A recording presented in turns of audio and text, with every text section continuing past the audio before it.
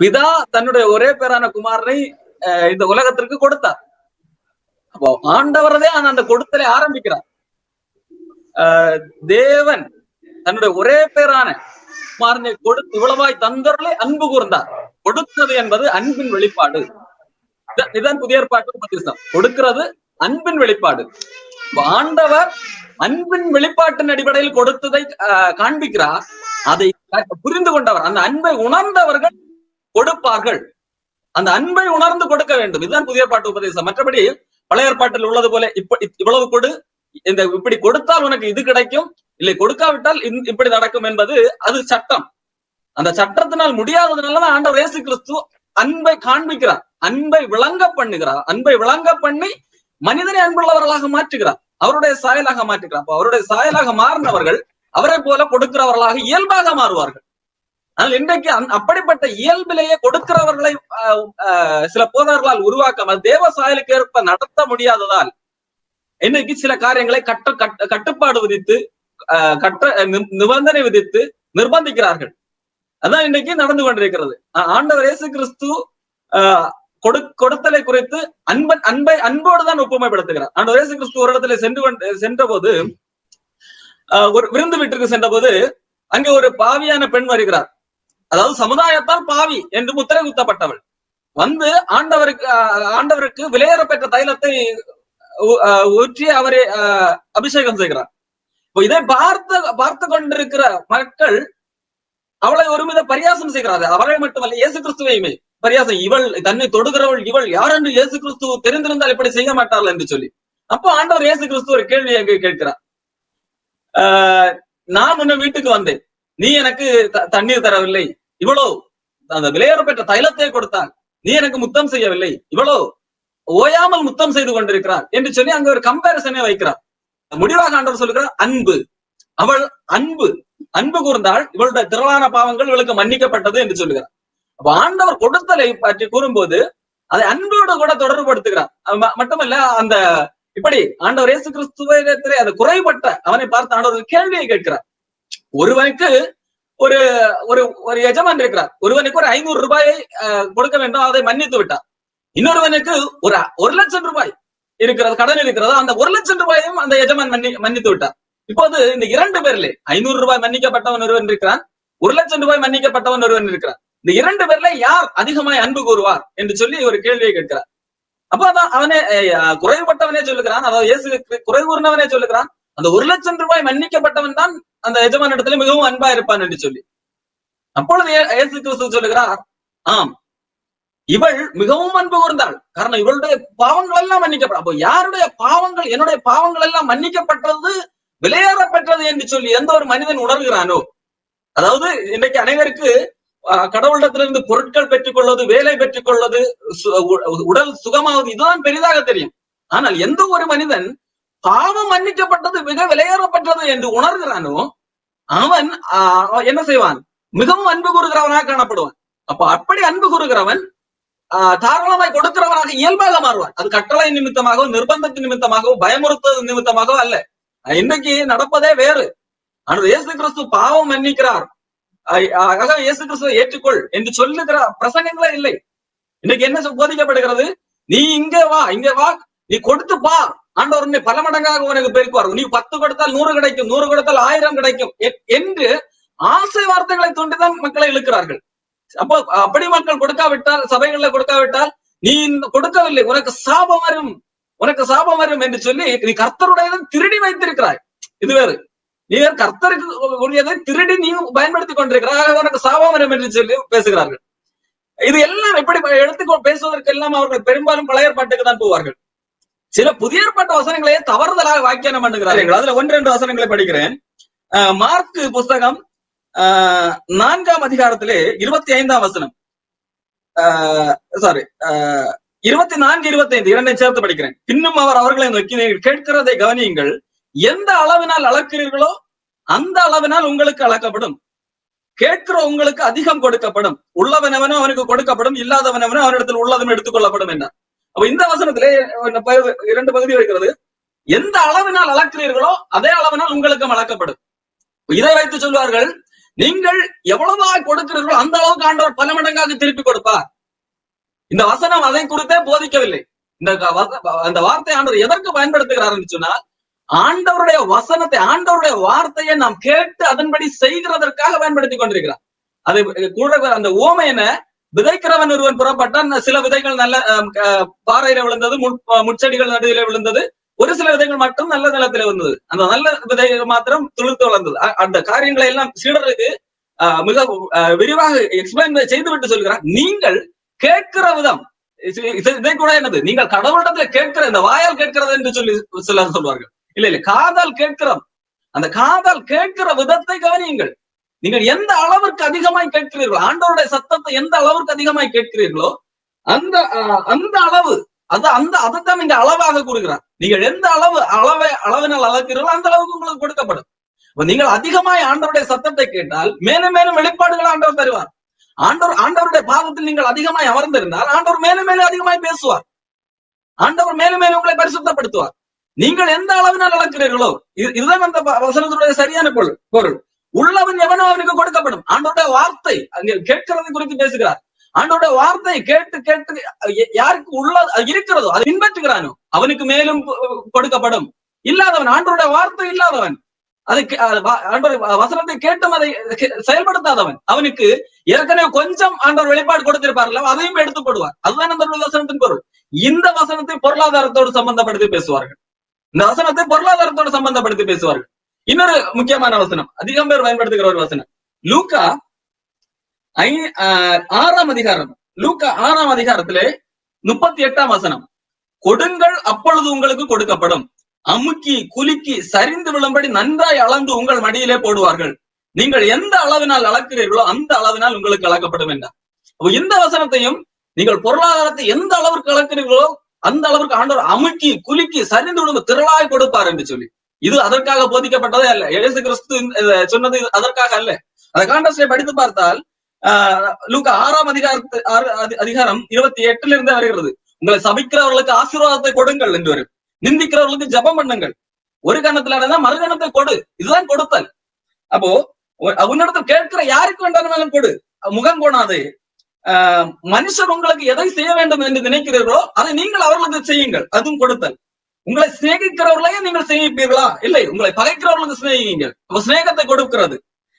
திரும்ப கொடுப்பார்கள் என்று கடன் கொடுக்காதீர்கள், அப்படி பாவிகளும் செய்கிறார்கள். நீங்கள் விசேஷத்தை செய்வது என்ன? எது கைமாறு கருதாமல் கொடுங்கள், சத்துருக்களுக்கு சிநேகியுங்கள். அப்ப அப்படி செய்தால் நீங்கள் உன்னதமானவருக்கு பிள்ளைகளா இருப்பீர்கள், பரலோகத்திலே உங்கள் பலன் மிகுதியா இருக்கும். அப்போ ஆண்டவர் பலன் எங்க மிகுதியா இருக்குன்னு சொல்லுறோம். நீங்கள் இப்படி எல்லாம் செய்தால் பூமியில உங்களுக்கு திரளாக செல்வத்தை கொட்டி கொடுப்பேன் என்று கூட சொல்லுவார். பலன் பரலோகத்திலே மிகுதியா இருக்கும் என்று வார்த்தையை சொல்லுகிறார். தொடர்ந்து பேசுகிறார், பிதா இரக்கம் உள்ளவராக இருக்கிறது போல நீங்கள் இரக்கம் உள்ளவராக இருங்கள், இரக்கத்தை கொடுங்கள். அடுத்து சொல்லுகிறார், மற்றவர்களை குற்றவாளிகள் என்று தீர்க்காதீர்கள், அப்பொழுது நீங்களும் குற்றவாளிகளாக தீர்க்காதீர்கள். அன்னைக்கு பரிசேயர்கள் நாங்கள் மட்டும்தான் யோக்கியர்கள். இன்னைக்கு சில ரிலீஜியஸ் தலைவர்கள் இருக்கிறார்கள், அவர்கள் வெளிப்புறமாக தங்கள் ஆடை அலங்காரம் நடத்தை அவைகளினூடாக நாங்கள் மட்டும்தான் பரிசுத்தம், நாங்கள் மட்டும்தான் பரலோகத்துக்கு போவோம் என்று சொல்லி அதே போல அன்னைக்கு இருந்தார்கள். அவர்கள் மற்றவர்களை எல்லாம் குறை கூறி கொண்டிருந்தார்கள். அதாவது உபதேசத்தின் அடிப்படையில அல்ல. இன்னைக்கு கள்ளப்போதவர்களை சுட்டி காட்டுவதை வசனத்தோடு ஒப்பிடக்கூடாது. காரணம் அதன் அடுத்த கீழ பகுதியில சொல்கிறது, கள்ளத்திற்க தரிசிகளை நாம் அறிய வேண்டும், அவர்களுடைய கனிகளாலே அறிவீர்கள். அது அல்ல. இவர்கள் சும்மா எந்த ஒரு மனிதனை பார்த்தாலும் தங்கள் செய்கிற செயல்களோடு, வெளிப்படையான செயல்களோடு ஒப்பிட்டு மற்றவர்களை குற்றவாளிகளாக தீர்த்து கொண்டிருந்தார். நீங்கள் அப்படி தீர்க்காதீர்கள், மற்றவர்கள் இறங்குங்கள் என்ற இந்த காரியங்களை எல்லாம் சொல்லிவிட்டு தான் சொல்லுகிறார், நீங்கள் விடுதலை பண்ணுங்கள். நீங்கள் சின்ன பிரச்சனை இருந்தாலும் சிறையில போட்டு அடைப்பது, மனிதனுக்கு ஒருத்தரை பிடிக்கவில்லை என்றால் சிறைப்பட விடுதலை பண்ணுங்கள், அப்பொழுது நீங்கள் விடுதலை. இந்த காரியத்தை சொல்லிவிட்டு தான் சொல்லுகிறார், நீங்கள் கொடுங்கள் அப்பொழுது உங்களுக்கு கொடுக்கப்படும். அப்போ இந்த வசனத்தை எதற்காக பயன்படுத்துகிறார்கள் பாருங்கள். இன்றைக்கு இந்த கொடுங்கள் என்று சொல்லி ஆண்டவர் இவ்வளவு காரியங்களை கொடுக்கிறார். இதுல அன்பு சார்ந்துதான் காணப்படுகிறது. பகைக்கிறவருக்கு சிநேகத்தை கொடுங்கள், மற்றவர்களுக்கு முகம் கோணாதன், கைதமாறு கருதாமல் கொடுங்கள். நாம் கொடுக்க வேண்டியது எதை என்று இயேசு கிறிஸ்து இவ்வளவு திட்டமும் தெளிவாக சொன்ன பின்பும் இதை இன்றைக்கு பிரசங்கமார்கள், நீங்கள் எங்களுக்கு கொடுங்கள், அப்பொழுது ஆண்டவர் அமுக்கி குலுக்கி உங்கள் மடியிலே போடுவார், நீங்கள் எங்களுக்கு 100 கொடுங்கள், உங்களுக்கு 10,000 கிடைக்கும் என்ற விதத்திலே இது பொருளாதாரத்தோடு சம்பந்தப்படுத்தி வருகிறார்கள். இங்க ஆண்டவர் இயேசு கிறிஸ்து கூட அன்பை கொடுங்கள் இதெல்லாம் கூறிவிட்டு கூட உங்களுக்கு இந்த பூமியில கிடைக்கும் என்று எதிர்பார்த்தல்ல, பரலோகத்துல உங்களுக்கு பலன் மிகுதியா இருக்கும் என்றுதான் ஆண்டவரே சொல்லுகிறார். இவர்கள் என்ன சொல்லுகிறார்கள்? உங்களுக்கு பூமியில நீங்கள் கொடுத்தால் கோடிக்கணக்கில் திருப்பி கிடைக்கும். அப்படி அல்ல. அப்படி என்றால் புதிய ஏற்பாட்டிலே பேதுரு எவ்வளவாக சம்பாதித்திருப்பார். காரணம் பேதுரு அவ்வளவத்தையும் கொடுத்தார் அல்லவா. பேதுரு வெறும் 10 ஒன்று கொடுக்கவில்லை. அவர் இயேசு கிறிஸ்துவை சந்தித்த போது அவரிடத்தில் இருந்த மொத்தத்தை விட்டு தான் இயேசுவின் பின்பாக போனார். பவுலை பாருங்கள், பவுல் எல்லாம் அவ்வளவு பெரிய பட்டதாரி, அவ்வளவு பெரிய அந்தஸ்து உள்ளவன், எல்லாவற்றையும் விட்டு போனார். அப்ப அதெல்லாம் பவுலுக்கு பல மடங்காக திருப்பி பூமியிலே கிடைத்திருக்கு அல்லவா. அப்படி அல்ல. அப்போ இந்த பரலோகத்தில் அவருடைய பலன் மிகுதியாக இருக்கிறது. இப்ப இயேசு கிறிஸ்து எங்கெல்லாம் பிரசங்கித்தாரோ அவர்களுக்கு பூமியில உனக்கு பல மடங்காக தருவேன் என்று சொல்லி ஒரு ஆசை வார்த்தை கூறினதாக கூட நம்ம வேதத்துல பார்க்க முடியாது. இயேசு கிறிஸ்து மட்டுமல்ல, புதிய ஏற்பாட்டிலே எந்த அப்போஸ்தலர்களும் அப்படி பேசவில்லை. ஆனால் இன்றைக்குள்ள வியாபாரிகள் இப்படி பேசிக் கொண்டிருக்கிறார்கள். கொடுங்கள் அப்பொழுது இந்த காரியத்தை அப்படி பேசுவார்கள். இதோடு இந்த வசனத்தோடு சம்பந்தப்பட்டதுதான் மத்தேயு 7ஆம் அதிகாரம். அங்கே கூட பாருங்கள், இன்னும் தெளிவாக புரியும். மத்தேயு 7ஆம் அதிகாரம் 2ஆம் வசனத்திலே, நீங்கள் மற்றவர்களுக்கு அளக்கிற அளவின்படியே உங்களுக்கு அளக்கப்படும் என்று எழுதப்பட்டிருக்கிறது. அதற்கு முன்பது பகுதியை வாசித்தால் உங்களுக்கு இந்த பகுதி புரியும். நீங்கள் குற்றவாளிகள் என்று தீர்க்கப்படாதபடிக்கு மற்றவர்களை குற்றவாளிகள் என்று தீர்க்காதிருங்கள். ஏனெனில் நீங்கள் மற்றவர்களை தீர்ப்பின்படியே நீங்களும் தீர்க்கப்படுவீர்கள். நீங்கள் மற்றவர்களுக்கு அளக்கிற அளவின்படியே உங்களுக்கு அளக்கப்படும். அப்போ நீங்கள் மற்றவர்களை அளக்கிற அளவின்படியே அளக்கப்படும் என்று சொல்லுகிறது எதோடு ஒப்புமைப்படுத்தி பேசுகிறார்?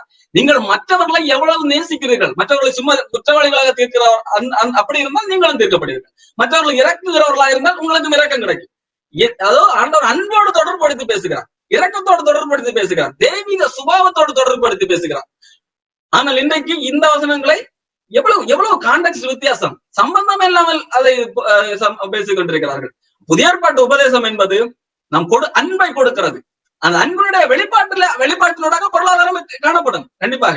என்னால் எவ்வளவு முடிகிறதோ அந்த அன்பு, ஒரு மனிதனை காணும் போது எனக்கு அன்பு இருந்தால், அந்த மனிதன் மீது அன்பு இருந்தால் நான் என்னால் முடிந்ததும் திராணிக்கு மிஞ்சி கூட கொடுக்க முடியும். கொரிந்தியர் புஸ்தகத்துல அதை தான் நான் வாசிக்கிறோம். அவர்கள் திராணிக்கு மட்டுமல்ல, திராணிக்கு மிஞ்சி கொடுத்தார்கள். காரணம் அவர்களிடத்தில் அன்பு இருந்தது, கிறிஸ்துவின் அன்பு. அவர் சொல்லுவார், கிறிஸ்துவின் அன்பு எங்களை நெருக்கியவர். ஆகவே அது தன்னுடைய ஜீவனையும் கொடுக்க துணிந்து பல இடங்களுக்கு சென்றார். அப்போ கொடுப்பது என்பது வெறும் பொருளாதாரத்தை கொடுப்பது மட்டுமல்ல, அது அது அப்படி ஒரு டீச்சிங்கே தேவையில்லை. அன்பை கொடுப்பது, தேவன் காட்டின அன்பை புரிந்து கொண்டு நம்முடைய அன்பை கொடுக்க வேண்டும். இந்த அன்பை கொடுக்கிறதுல நாம் வளர்ந்தால் இயல்பாக நம்முடைய பொருளாதாரம் மட்டுமல்ல, நம்முடைய ஜீவனை கொடுக்கிறவர்களாக மாறிவிடுவோம். இதுதான் புதிய ஏற்பாட்டு உபதேசம். கொடுத்தல் என்பது அன்போடு தொடர்புடையது என்று சொல்லி பார்ப்போம். ஆனால் ஆண்டவர் கொடுக்காத என்று பல முறை சொல்லியிருக்கிறார். பல ஏற்பாட்டிலே அநேக முறை சொல்லியிருக்கிறார். இயேசு கிறிஸ்து மத்தேயு 5ஆம் அதிகாரத்திலே சொல்லும்போது, நீ பலிபீடத்தின் அழியிலே பலி செலுத்த வருகிறாய். அங்கே வரும்போது உனக்கு உன் சகோதரனுக்கும் உள்ள பிரச்சனை உனக்கு நினைவுக்கு வருகிறது என்றால் நீ பலி செலுத்த வேண்டாம், எனக்கு கொடுக்க வேண்டாம் என்று சொல்லி அங்க தெளிவாக அதை எங்க வை. முதலாவது போய் நீ சமரசம் செய்து அதன் பின்பு செலுத்து என்று சொல்லி ஆண்டவர் சொல்லுகிறார். அப்போ அன்பில்லாமல் கொடுப்பதை ஆண்டவர் ஒருபோதும் அங்கீகரிப்பதில்லை. ஒருவேளை கேட்கலாம், அன்பில்லாமல் எல்லாம் திரளாக கொடுக்க முடியுமா? அன்பில்லாமல் வாரி வாரி வழங்க முடியும். அன்பில்லாமல் தனக்குள்ளது எல்லாவற்றையும் கூட கொடுக்க முடியும். எப்படி தெரியும்? பவுல் தெளிவாக சொல்லி இருக்கிறார். 1 கொரிந்தியர் 13ஆம் அதிகாரத்திலே இதை தெளிவாக சொல்லி இருக்கு. எனக்குண்டான யாவற்றையும் நான் அன்னதானம் பண்ணினாலும், என் சரீரத்தை சுட்டரிக்கப்படுவதற்கு கொடுத்தாலும் எனக்கு அன்பு எனக்கு பிரயோஜனம் இல்லை. எனக்குள்ள எல்லாவற்றையும் வேண்டுமானால் அன்னதானம் பண்ண முடியும். எதற்காக? இன்றைக்கு எத்தனை பேர் அன்னதானம் பண்ணுகிறார்கள்? எதற்காக? வாழ்க்கை பிரச்சனை வருகிறது என்று சொன்னால் யாராவது சொல்லுவார்கள், நீ இப்படி பரிகாரம் செய். அதாவது மனிதனுக்கு நிம்மதி இல்லை என்று சொன்னால் எதை வேண்டுமானால் இழப்பதற்கு அவன் தயாராவான். அது மற்றவர்கள் மேற்கொண்ட அன்பினாலோ, கடவுள் எனக்கு இவ்வளவு அன்பு பாராட்டி இருக்கிறார் என்கின்ற அதன் அடிப்படையில ஒன்றும் அல்ல. அது அவர்களுடைய பிரச்சனை மாற வேண்டும், அவர்களுக்குரிய சிக்கல் தீர வேண்டும், அல்லது அவருக்கு முக்தி கிடைக்க வேண்டும். இப்படிப்பட்ட காரியங்கள் நிமித்தமாகவும் கொடுக்க முடியும். 10ல் 1 இல்ல, 100க்கு 100 கூட கொடுக்க முடியும், அன்னதானம் பண்ண முடியும். கொடுக்கிற அளவு நிர்ணயித்துக் கொண்டு இவ்வளவு கொடுத்தால் கடவுளுக்கு பிரியம் அப்படி என்று சொல்ல முடியாது. பவுல் அதை சொல்லுகிறார். யாவற்றையும் அன்னதானம் பண்ணினாலும் அன்பு இல்லாவிட்டால் ஒரு பிரயோஜனம் இல்லை. இயேசு கிறிஸ்து அதைத்தான் நீ கொடுக்காதே. இன்னைக்கு எத்தனை சபைகள்ல கொடுக்காதே என்கிற பிரசங்கம் செய்யப்படுகிறது. கொடு என்பதற்கு 1000 பிரசங்கங்கள் இருக்கிறது. கொடுக்காதே என்பதற்கு பிரசங்கம் செய்யப்படுகிறது. நீ நீ உன்னுடைய சகோதரனோடு பேசவில்லை, வழக்காடி கொண்டிருக்கிறார், ஆகவே நீ இந்த வாரம் காணிக்க கொடுக்காதே. சில இடங்கள்ல இப்படிப்பட்ட சட்ட திட்டங்கள், யாரெல்லாம் குடிக்கிறீர்களோ, இந்த வாரம் குடித்தீர்களோ புகைத்தீர்களோ யாரும் திருவிருந்துக்கு வராதீர்கள் என்று சில சபைகள்ல சட்டம் கொண்டு போனாங்க. எந்த சபைகள்ல நீங்கள் உங்கள் மனைவியை பிடித்தீர்கள், உங்கள் சகோதரர்களுக்கு வழக்காக இருந்தீர்கள், அப்படிப்பட்டவர்கள் காணிக்க கொடுக்காதீர்கள் என்று சட்டம் போட்டிருக்கிறார்கள். பேச மாட்டேன். அப்படி கொடுக்காதே என்று சொல்லி பிரசங்கம் இன்றைக்கு எந்த சபையில நான் கேட்டதில்லை. கண்டிப்பாக இருக்கலாம், சில சபைகள் இருக்கலாம், சில போதர்கள் கண்டிப்பாக இருக்கலாம், இல்லை என்று சொல்ல முடியாது, ஒட்டுமொத்தமாக இருக்கலாம். நான் பொதுவாக பார்த்ததில்லை. அப்போ வேதத்திலே கொடுக்காதே பிரசங்கம் உண்டு, பழைய ஏற்பாட்டிலே சொல்லப்பட்டிருக்கிறது, இயேசு கிறிஸ்துவும் சொல்லி இருக்கிறார். அப்ப கொடுக்கிறது என்பது கொடுக்கும் ஒன்றாக அன்பு இருக்க வேண்டும். கடைசியாக இந்த காரியத்தை உட்படுகிறேன். நியாய தீர்ப்பின் முன்பாக நிற்கும் போது நம்முடைய அன்பை ஆண்டவர் அன்பை வைத்துதான் நாங்க நியாய தீர்ப்பை செய்கிறோம். நியாய தீர்ப்புக்கு இரக்கம் என்பை வராட்டும், இரக்கம் உள்ளவனுக்கு இரக்கம் நியாய தீர்ப்பு கிடைக்கும். இரக்கம் எழுதி வச்சிருக்கேன். நம்ம இரக்கம் உள்ளவர்களாக இருக்கிறோமா? நம்மளது இரக்கத்தின் அடிப்படையில் நாம் கொடுப்போம். அப்படி கொடுக்கிறவன் கணக்கு பார்த்து 10ல 1 கொடுக்க வேண்டுமா, 10ல 1/4 பங்கு கொடுக்க வேண்டுமா, 2 கொடுக்க வேண்டும், இல்ல 100க்கு 100 கொடுக்க வேண்டுமா, இதெல்லாம் கணக்கு பார்த்து கொடுக்க மாட்டான். அவனுக்கு இருக்கிறதை மிஞ்சி கூட கொடுப்பான். அப்போ இது எல்லாவற்றுக்கும் அடிப்படை அன்பு. அனைவருக்கும் அந்த யோவான் 3:16 தெரியும். 3:16 காணாமலாக எல்லாரும் சொல்வார்கள். காரணம் ஆண்டவருடைய அன்பு. தேவன் தம்முடைய ஒரே பேரான குமாரனை விசுவாசிக்கிறவனோ அவன் கெட்டு போகாமல் நித்திய ஜீவனை அவர் இவ்வளவாய் தந்தவர்களை இவ்வளவாய் அன்பு கூர்ந்தார். இந்த வசனம் தெரியும். ஆனால் 1 யோவான் 3:16 அநேக இடங்களிலே யாருக்கும் தெரிவதில்லை. யோவான் 3:16 அநேகர் படித்திருக்கிறார்கள். 1 யோவான் 3:16 அநேகர் தெரிவதில்லை. 1 யோவான் 3:16 சொல்லுகிறது, அதனுடைய அடுத்த பகுதி, அவர் தம்முடைய ஜீவனை கொடுத்த அன்பை விளங்க பண்ணினார். அவர் தம்முடைய ஜீவனை நமக்காக கொடுத்ததுனால அன்பு என்னதென்று அறிந்திருக்கிறோம். அப்ப அன்பு என்னதென்று நாம் விளங்கினோம் என்றார். இன்னைக்கு அநேகர் அன்பு என்பதை விளங்காமல் எதை அன்பு என்று நினைத்துக் கொண்டிருக்கிறார்கள் தெரியுமா? நான் ஆண்டவரிடத்துல ஜெபம் பண்ண எனக்கு ஒரு வேலை கிடைத்தது, இதைத்தான் அன்பாக நினைப்பார். எனக்கு வியாதியிலிருந்து சுகம் கிடைக்கும். அப்போ சுகம் கிடைக்கவில்லை என்றால் ஆண்டவர் அன்பு இல்லாதவரா? அப்போ எனக்கு ப்ரமோஷன் கிடைத்தது, ப்ரமோஷன் கிடைக்கவில்லை ஆண்டவர் அன்பு இல்லாதவரா? அநேக சீடர்கள் மரித்து போனார்கள், அவர்கள் சிறையிலிருந்து விடுதலை கிடைக்கவில்லை. சிறையிலிருந்து விடுதலை கிடைத்தால் ஆண்டவர் அன்புள்ளவர், சிறையிலிருந்து விடுதலை கிடைக்கவில்லை என்றால் ஆண்டவர் அன்பு இல்லாதவரா? ஆண்டவருடைய அன்பை நாம் எதை வைத்து அளவிடுகிறோம்? ஆண்டவருடைய அன்பை நம்ம இந்த பூமியிலே அனுபவிப்பதற்காக ஏதாவது கொடுக்கிறார், அதை வைத்து நாம் அளவிடுவோம் என்று சொன்னால் நம்மை காட்டிலும் பரிதபிக்கப்பட்டவர்கள் இந்த உலகத்துல யாரும் இருக்க முடியாது. ஆண்டவருடைய அன்பை எதை வைத்து அளவிட வேண்டும்? ஆண்டவர் தம்முடைய ஜீவனை கொடுத்தார், ஆகவே அன்பு என்னவென்று அறிந்திருக்கிறோம். ஆனால் யாரும் அநேக இதை வைத்து ஆண்டவருடைய அன்பை அறியவில்லை. அதான் பிரச்சனை. இந்த ஆண்டவர் ஜீவனையே கொடுத்தார், ஆகவே அன்பு என்னவென்று அநேகர் அறியவில்லை. ஆகவே தான் சில வேளைகள்ல ஆண்டவர் அமைதியாக இருக்கும் போது இவர்கள் நினைத்த, அதுவும் என்னுடைய நிறைவேறாத போது நான் ஆண்டவரத்துல ஏதாவது ஆசைப்பட்டதாக இருப்பேன், கிடைத்திருக்காது. அது போது ஆண்டவருக்கு அன்பில்லை என்று நானாக முடிவு செய்து விடுகிறேன். ஆண்டவருடைய அன்பை, ஆண்டவர் தன்னுடைய ஜீவனை கொடுத்ததுதான், நமக்காக ஜீவனை கொடுத்து நம்முடைய நரக தண்டனையிலிருந்து விடுவித்ததுதான் அன்பு. அது அன்பு விளங்கி கொண்டால் பாருங்கள், அவன் எதை கொடுப்பானாம், அவர் தம்முடைய ஜீவனை நமக்காக கொடுத்ததுனால அன்பு என்னவென்று அறிந்திருக்கிறோம். நாமும் சகோதரருக்காக ஜீவனை கொடுக்க கடனாளிகளா இருக்கிறோம். இதுதான் 1 யோவான் 3:16. யோவான் 3:16 தேவன் குமாரனை கொடுத்தார். 1 யோவான் 3:16 நாம் அந்த அன்பை விளக்கி நாம் நம்முடைய சகோதரருக்காக ஜீவனை 10ல 1 ஜீவனையே கொடுக்க கடனாளிகளா இருக்கிறோம். அப்போ இன்னைக்கு அப்படிப்பட்ட அன்பு எத்தனை பேர் இடத்துல இருக்கிறது? ஏன் இந்த காரியம் வரவில்லை? அப்போ இந்த அன்பு இல்லாமல் கொடுப்போம் என்று சொன்னால் நாம் எதற்காக கொடுக்கிறோம்? நான் கொடுத்தால் தான் ஆண்டவர் பிரிய, நான் கொடுத்தால் தான் ஆண்டவர் எனக்கு பல மடங்கு ஆசீர்வாதம் தருவார், கொடுக்காவிட்டால் சாபம் வரும். இந்த மனநிலை அடிப்படையில் தான் கொடுக்கிறோம். இல்லைன்னா சபையில ஏன் கொடுக்கிறோம்? சபையில கொடுத்தால் தான் பேர் வாசிப்பார்கள், அல்லது சபையில யார் அதிகமா கொடுக்கிறார்களோ அதிகம் கொடுக்கிற 10 பேருடைய பெயர்களை கல்லிலே போடுவார்கள், அல்லது கோபுரம் கட்ட அதிகம் பணம் கொடுத்தால் அங்கே இருக்கும், ஆண்டறிக்கையிலே வாசிப்பார்கள். இதற்காக எல்லாம் கொடுக்கிறதுனால என்ன அர்த்தம்? நமக்கு ஒன்று கொடுப்பதற்கு ஒன்றுமே இல்லாமல் இருந்தாலும் நமக்கு கொடுக்கிற மனம் இருந்தால், அந்த அன்பு இருந்தால் நாம் கண்டிப்பாக கொடுப்போம். அதைத்தான் ஆண்டவர் விரும்புகிறார். நியாயத்திற்கு நிற்கும் போது ஆண்டவர் கேட்கிறார், தண்ணீர் கொடுக்கவில்லை, சொல்லுகிற காரியங்களை பாருங்கள். பணம் கொடுக்கவில்லை, பொருள் கொடுக்கவில்லை என்கிற காரியங்கள் இல்லை. நான் பசியா இருந்தேன், எனக்கு உணவு. இது எல்லாம் சாதாரண மனிதர்கள் காரியம்தான்.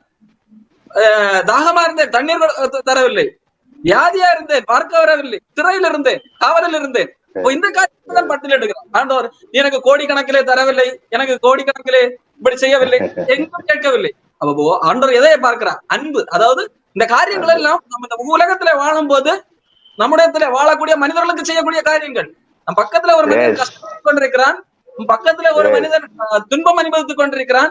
அந்த மனிதன் மேல் எனக்கு என்னால் இரக்கம் கொடுக்க முடியவில்லை என்று சொன்னால், நான் காணாத தேவனுக்கு நான் எவ்வளவு கொடுத்தாலும் பிரயோஜனம் இல்லை. யோவான் அதை எழுதுகிறார், காண்கிற சகோதரனிடத்துல அன்பு இல்லாதவன் காணாத தேவனை எப்படி அன்பு கூற முடியும் என்று சொல்லி. ஆகவே எல்லாருக்கும் மேலாக நம்மிடத்துல அன்பு எவ்வளவு தாராளமாய் கொடுக்கிறவர்களாக நாம் வளர வேண்டும். அது இல்லை என்றால் அந்த அன்பு அறிந்து கொள்ள, தேவனோட அன்பை புரிந்து கொள்ள மட்டுமே நமக்குள்ளாக அந்த அன்பு வரும். அந்த அன்பு வந்தால் மட்டுமே நம் கொடுக்கிறவர்களாக மாற முடியும். இதுதான் புதிய இயேசு கிறிஸ்துவின் போதனை, புதிய ஏற்பாட்டு போதனை. மற்றபடி 1 கொடு, 2 கொடு, 10 கொடுத்தா 100 கிடைக்கும், இது எல்லாவற்றையும் விட்டுவிட வேண்டும். முதலில் மனிதர்கள் அன்பாக மாற்ற வேண்டும். இயேசு அன்பை விளங்க பண்ணி மனிதர்களை அன்புள்ளவர்களாக மாற்றினால் அந்த அன்பின் ஏறுதலாக கொடுக்கட்டும், அவர்களாக கொடுக்கட்டும். அப்ப அன்பின் அடிப்படையில கொடுக்கிறவன் எந்த ஊழியருக்கு கொடுத்தால் தான் எனக்கு ஆசீர்வாதம், சாதாரண மனிதனுக்கு கிடைத்தால் எனக்கு ஆசீர்வாதம் கிடைக்காது என்கின்ற மனநிலையே அவனுக்கு வராது. இன்னைக்கு ஏன் இன்னைக்கு அநேகர் தன் பக்கத்தில் உள்ள சகோதரனுக்கு, ஏழைக்கு கொடுக்காமல் எங்கோ இருக்கிறவருக்கு கொடுக்கிறார்கள் என்று சொன்னால் அவருடைய மனநிலை என்ன? இந்த மனிதனுக்கு கொடுத்தால் அது கடவுளுக்கு போய் சேரும், இந்த பக்கத்துல இருக்கிற மனிதனுக்கு கொடுத்தால் இவர்களை போய் சேராது என்கிற தவறான எண்ணம். பாருங்க, இந்த மனிதனுக்கு கொடுத்தால் தான் எனக்கு ஆசீர்வாதம் வரும். அப்ப ஆசீர்வாதத்திற்காக தான் கொடுக்கிறார். அப்படி கூடாது. ஆண்டவர் ஏற்கனவே 1:3 சொல்லுகிறது, அவர் உன்னதத்திலே சகல ஆவிக்குரிய ஆசீர்வாதம் ஏற்கனவே ஆசீர்வதித்திருக்கிறார், இனி ஆசீர்வதிப்பார் என்று. நாம் ஏற்கனவே ஆசீர்வதிக்கப்பட்டவர்கள். இயேசு கிறிஸ்துவை ஏற்றுக்கொண்டு ரட்சிக்கப்பட்டிருந்தால் அவன் ஆசீர்வதிக்கப்பட்டவன். அந்த ஆசீர்வாதம் என்பது நம் உலகத்திலே பார்க்கிற பொருட்களோடு நாம் ஒப்பிடுவோம் என்று சொன்னால் அது நம்ம அவர் நம்மை பிள்ளையாக்கி இருக்கிறார். இதை காட்டிலும் மேலான ஆசீர்வாதம் என்ன? நம்ம நரக தண்டனையில இருந்து விடுதலையாக்கி உன்னதத்துல அவரோடு கூட உட்கார வைத்திருக்கிறார், அதுதான் ஆசீர்வாதம். இந்த ஆசீர்வாதத்தை உணர்ந்த ஒரு மனிதன் தன்னிடத்துல உள்ள எதையும் இழப்பதற்கு அவனுக்கு ஒரு கஷ்டமாக இருக்காது, கொடுத்து கொண்டே இருக்கும். அப்ப மனிதர்களுக்கு நாம் தேவனுடைய அன்பை தான் விளங்க பண்ண வேண்டும். அவருடைய அன்பை விளங்க பண்ணி இவர்கள் அன்பவர்களாக மாற்றுவோம். அந்த அன்பின் அடிப்படையிலே கொடுக்கிறவர்களாக மாறட்டும். தன்னிடத்துல ஒரு சமநிலை பிரமாணம், புதிய ஏற்பாட்டின் உபதேசம் சமநிலை பிரமாணம். அந்த சமநிலை பிரமாணத்தின்படி தன் பக்கத்துல ஒரு மனிதன் தாழ்வுல இருக்கிறான், நான் உயர்வாக இருக்கிறேன் என்று சொன்னால் என்னிடத்துல உள்ளதை போட்டு அந்த தாழ்வை சமப்படுத்த வேண்டும். அதுதான் புதிய ஏற்பாட்டு உபதேசம். இதுதான் இயேசு கிறிஸ்து. அந்த அன்பின் அடிப்படையில் அன்புள்ளவர்களாக